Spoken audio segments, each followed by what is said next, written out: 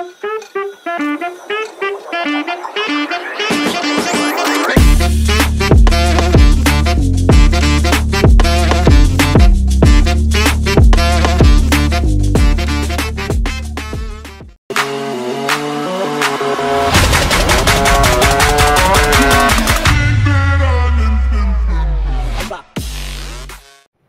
good morning mga master. So, review natin yung quick review introduction yung gagawin natin dun sa ATR 160 natin, no?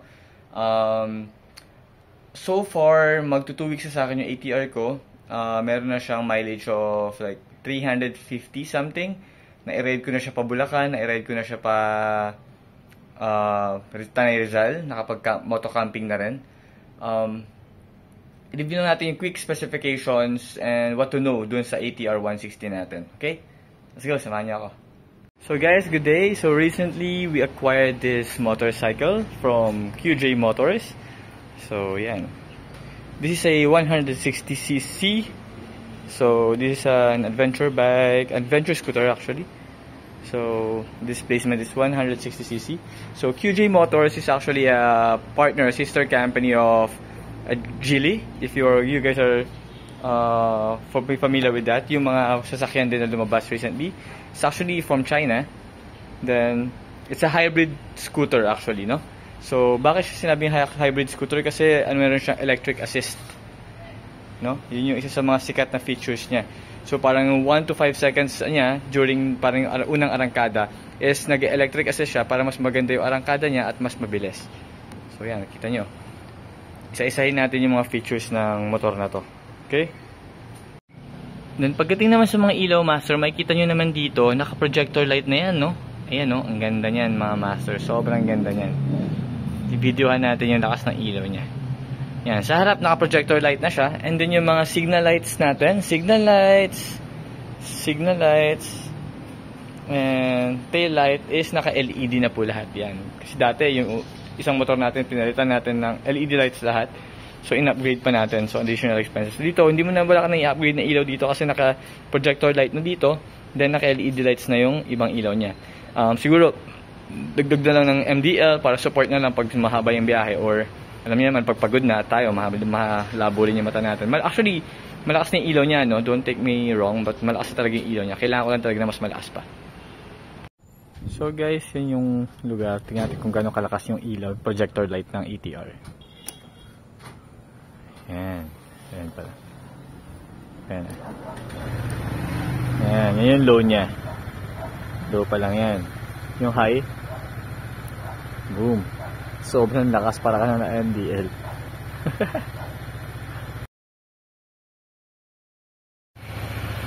Mga master, isa pa sa mga features niya, no? Kung nakikita nyo itong PO na to, so pag naka P0 siya, yan yung sa mga patag, no? Kapag gusto natin ng extra power kapag mga uphill, eto lang, pindutin nyo lang idle ng mabilis. Yan, pindutin na siya, ganyan lang. Then makikita nyo, magpi-P1 na siya. So pag P1 na siya, yan na yung extra power na ibibigay niya during the uphills, no? Lalo na kung may heavy load tayo sa motor natin. So mga master, isa lang, no? So kita nyo naman naka center stand. Tapos yan, linisin ko siya. Tapos yun, yung speed sensor pala niya is naka-connect sa rear wheel niya. Unlike sa ibang motor, yung Aerox kasi sa harap yung speed sensor niya. Yun, no? Dito throttle ko po siya. Ayun, no? Pansin nyo. So yun siya mga master. So guys, punta naman tayo sa engine specification niya. Ano nga ba ang engine specification ng isang ATR 160? So, this is a hybrid moto scooter, you know. It's actually a adventure scooter. Makikita niyo naman from tires, yung itsura niya, mas malaki siya. Yung body size niya is malaki. So, this hybrid moto scooter is it has a 160cc displacement, which has already meron din siyang 4 valves, no? Unlike yung ibang adventure scooter sa 2 valves lang. So mas malakas siya compared sa mga yon. Then it also has a single overhead cam. So yan, isa pa yun sa features niya. Then it's also a, kung makikita natin ito, liquid. It's a liquid cooled engine. Wala pa doon, FI pala yun. So it's also a fuel injected. So yan, nakalagay na nga dito, it's a fuel injected. Then, liquid-cooled engine na rin siya. It has a max power of 12 kilowatts at 8,500 RPM. At meron din siyang maximum torque of 15 Newton meter at 6,000 RPM, no? So, yun nga sabi natin kanina. Engine has a hybrid assist, meaning it is a electric assisted unit which has a 3 seconds of power assist for smooth start. Yung arangkada natin, no, binibigyan yan extra push, extra power. Okay, isa sa mga good features ng motor na to. Isa pa sa mga magandang features ng motor na to is inverted na yung front shocks niya. As you can see, ayan. Ganda, diba? Inverted na. Actually, mas maganda to and mas improve, lalo na sa mga nagtuturing, mga mahilig magturing and off-road. No, mas maganda yung mga gantong klase ng fork, yung inverted fork. Then, sa rear shock naman natin, meron tayong dual shock. So, makikita natin, ayan siya. Then, may sub-tank na rin yan. May sub-tank na rin tong shocks natin sa likod. So, ayan, ito siya.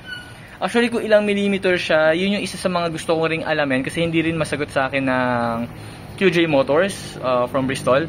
Hindi rin nila masagot kasi hindi rin nila alam pa kung ilang millimeter talaga to kasi may plan din akong palitan yung rear shock niya.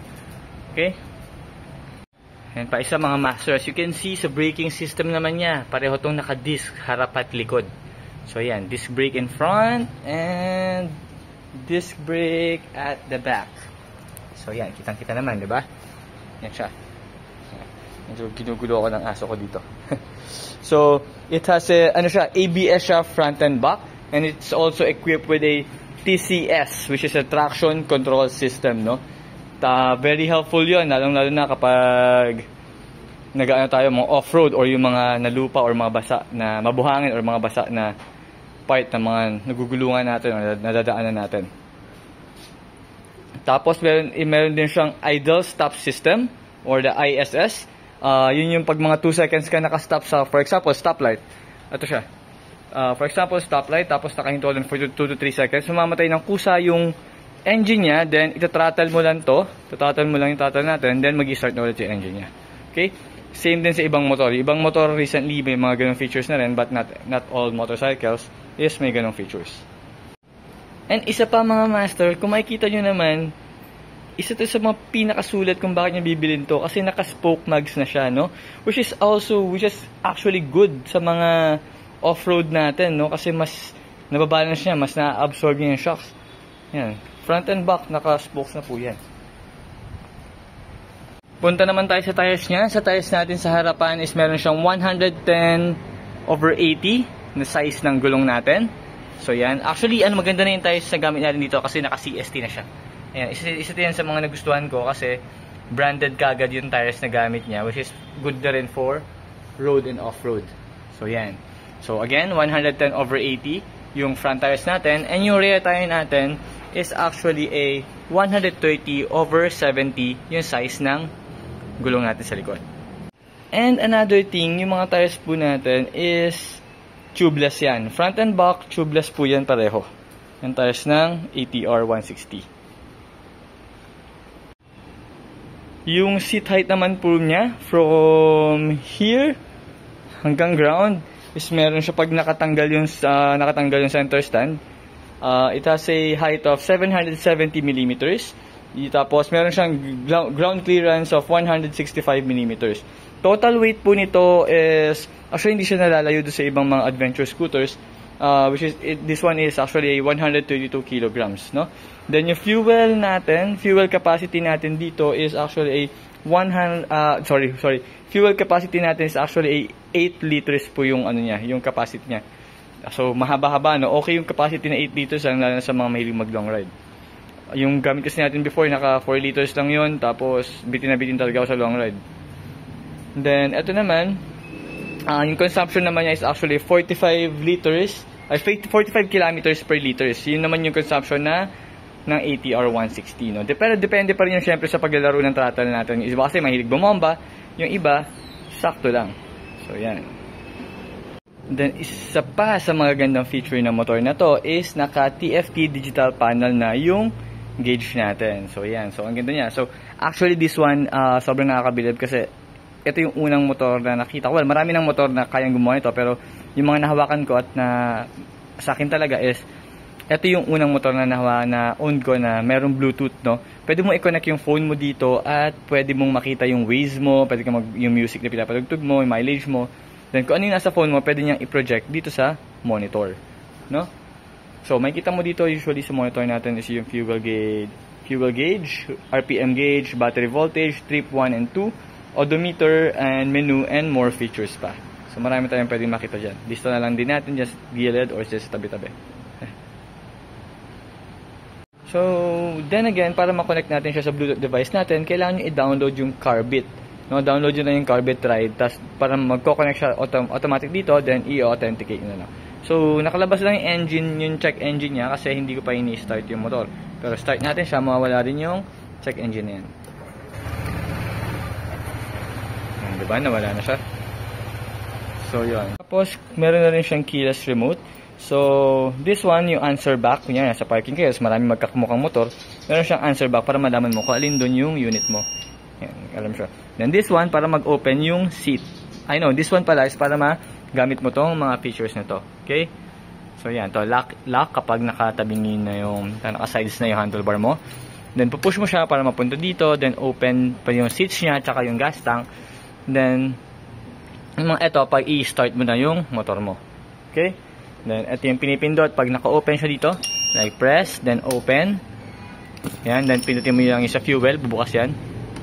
Yan, and then same with the seat. Tumatama na siya kasi nilagyan ko ng ganito.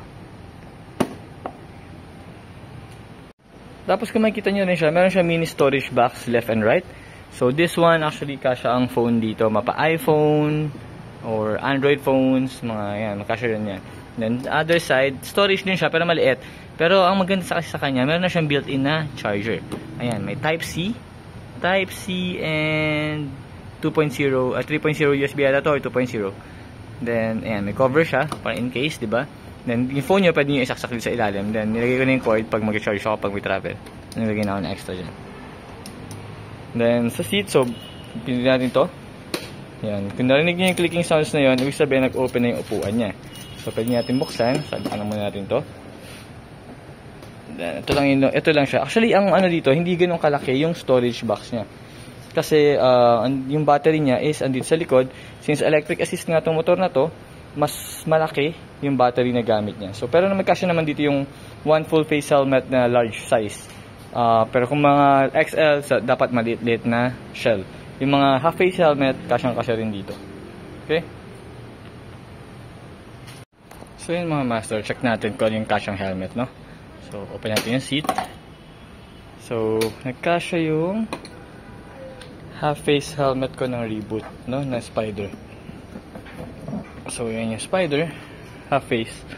Nagkasya siya doon. Check natin kung yung full face ko na HJC kasya. This is an XL size of HJC curve. So, check natin kung kasya siya. So, ito siya mga master. So, nag-fit naman siya. Check natin kung masasarado natin siya. XL size to ng HJC C70 curve. So, check natin kung tama. Oops. Hanggang doon lang ang inaabot. Tumatama na siya. So, mga master, pakita natin dito kung paano ginagamit yung handbrake ng QJ Motors ATR 160. So, same naman. Marami na rin scooters ang merong handbrake. So, just press the lever. Pagka-press ng lever, push nyo lang to. Yan. Ka-handbrake na yan. Tapos pag i-release nyo yung handbrake niya, press the lever, then back to normal.